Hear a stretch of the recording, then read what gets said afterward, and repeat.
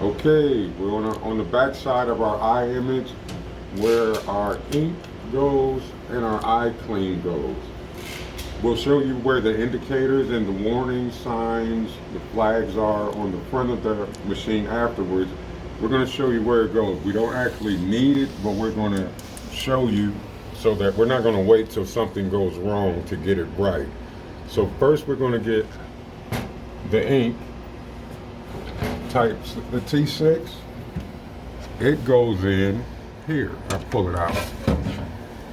So you know, one, this is the ink because you can see the black ink going through. In order to put it in, when it's low, you pour it in. Generally, you'll need to pour in a liter, which would be pretty much the whole bottle. And it slides back in there. Be careful not to pinch your wires and your lines that are on the back of it. This is the eye clean, and you can tell it's eye clean because the line is full of clear solution. Same thing. Unscrew the top, pour it in. Replace your cap.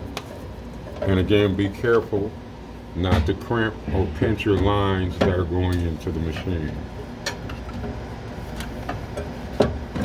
So that's where it's located. Now, when it goes wrong, one indicator will be this warning light will flash.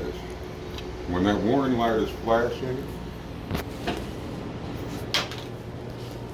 this panel here will let you know what solution is low. Ink is low, clean is low. And also here on the control panel on the screen, in this area, you'll get a warning saying ink is low. And that's it.